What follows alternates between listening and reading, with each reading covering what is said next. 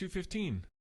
Let's get to the last movie of this AI collection, which is Finch.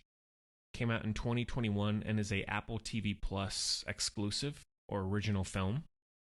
It is directed by Miguel Sapochnik, stars Tom Hanks, Caleb Landry Jones. Those are the only two big names or prominent names. And the synopsis is: on a post-apocalyptic Earth, a robot built to protect the life of his creator's beloved dog learns about life, love, friendship, and what it means to be human. So I saw this one for the first time maybe a year ago. I had heard about it for a while, just didn't get around to watching it until way after it came out. I was like, okay, cool, it's a Tom Hanks movie, it's sci-fi. I like Apple TV Plus films typically, so I'm curious. I ended up liking it way more than I thought I would. And I rewatched it, of course, for this just recently. And while it's never going to be a masterpiece, I don't think it's never going to be a genre generation defining film. What it sets out to do, it does so well. Of all the films that I've talked about in this group, while films like Her are definitely emotional, this is the only one, and honestly the only film that I can think of in a long time that actually makes me tear up. Because it's rare I cry in movies or even get a little misty, but this one both times has achieved that. Going in the first time, I didn't realize that it was produced by Amblin Entertainment, which is Steven Spielberg's company, or one of, because I was going to say first thing, this feels very Steven Spielberg, but in the best way. It's also produced by Robert Zemeckis of Back to the Future fame, of course. I didn't know much at all about the story itself. It is very simple, but effectively so. It is this guy in a post-apocalyptic world, as the synopsis says, who is dying from some sort of disease or maybe cancer or something like that. I don't think it's ever specified, but it's mainly due to the exposure to all the UV radiation that the Earth has gotten super hot, and he is just slowly declining. He has this beloved dog who is his only friend and partner, and he has spent all this time designing a robot to take care of the dog after he dies because he knows that he's going to die.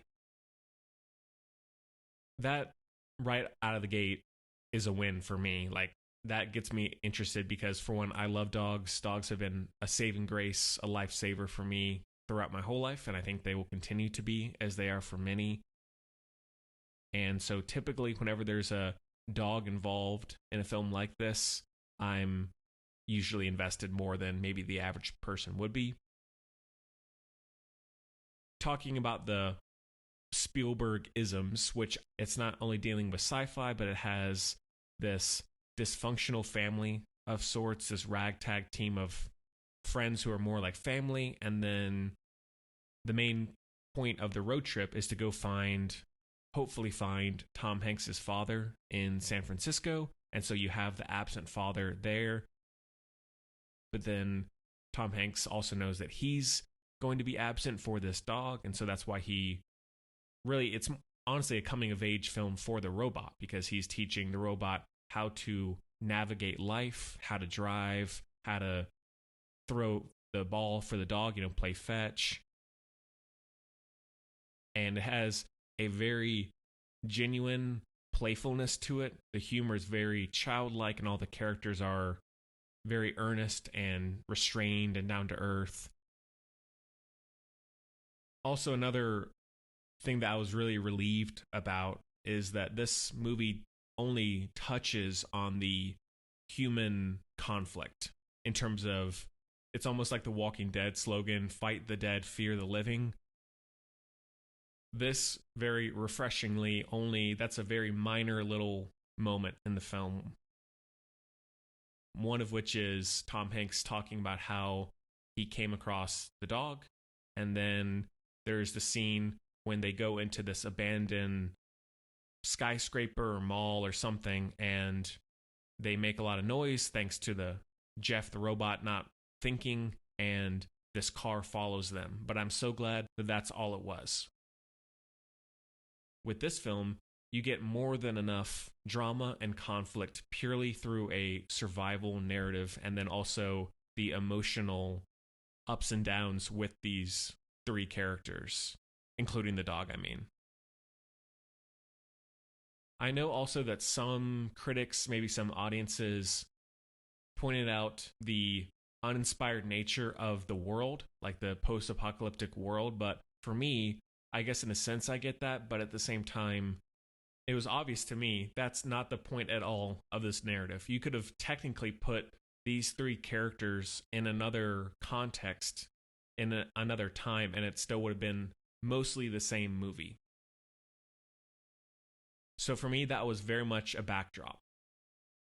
It looks great, for one thing, even though it's all desert, it's all just sand and dust blowing. I think it's really well shot. And there's a lot of great natural light.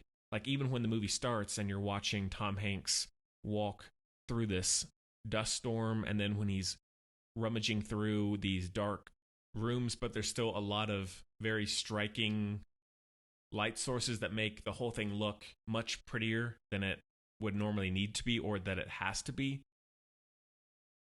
This is also one of Tom Hanks's best performances in a long time. I don't think he's ever given a bad one, but this is definitely one of his more nuanced and emotionally gripping. The diner scene where they stop and Jeff the robot is trying to drive, that's very funny. There's good comedy in it, and that's what feels very Spielberg.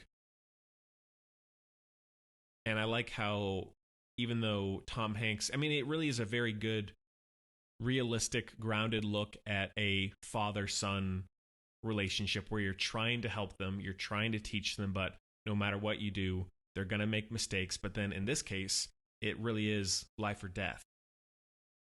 So obviously Tom Hanks is much more dramatic than he might need to be in other situations, which if I was in that sort of situation, or even in a normal world like now, I would love to have a robot designed in this way to take care of my dogs when I died. That would be a dream come true.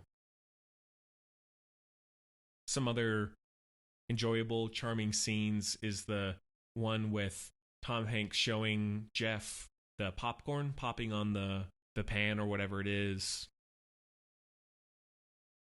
The tornado, that's another not funny scene, but very suspenseful and well shot, when they're having to nail down the spikes to keep the RV or the trailer on the ground, and then they have to rush inside. The tornado comes through and knocks every single spike off except for one.